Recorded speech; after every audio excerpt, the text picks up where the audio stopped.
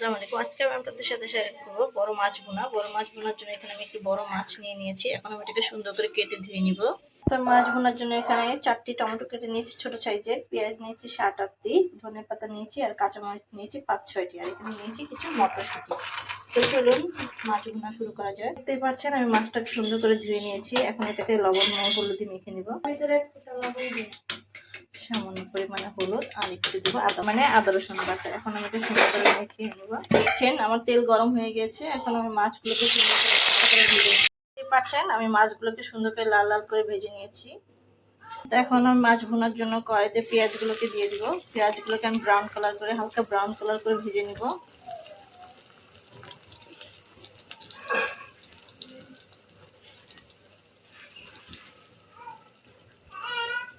তো দেখতে পাচ্ছেন আমি পেঁয়াজ ব্রাউন কালার করে ভেজে নিয়েছি।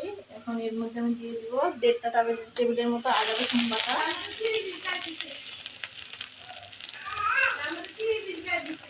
1.5 টেবিল জিরা বাটা।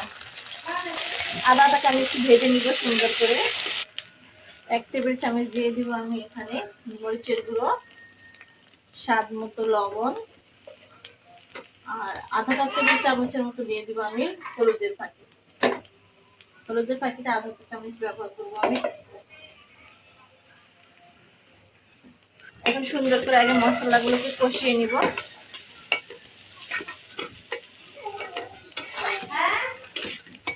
এখন এর মধ্যে সামান্য পরিমাণ পানি দিয়ে দিব, পানি দিয়ে কষিয়ে নিব। তো কষানোর পর আপনাদের সাথে আবার দেখা করছি।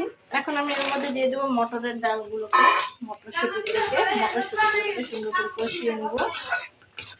দেখতেই পাচ্ছেন আমার মশলা কষানো হয়ে গেছে, খুব সুন্দর তেল ছেড়ে দিয়ে দিয়েছে। এখন আমি এর মধ্যে দিয়ে দেবো আমার টমেটোগুলো দিয়ে সুন্দর করে কষিয়ে নিব।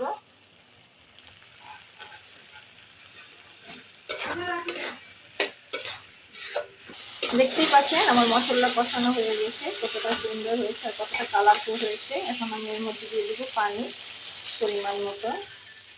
তো দিয়ে দিলাম পানি। পানিটা বলক আসলে আমি এর মধ্যে দিয়ে দিব মাছ। তো আমি এখন এর মধ্যে আমার মাছের টুকরোগুলোকে দিয়ে দিব।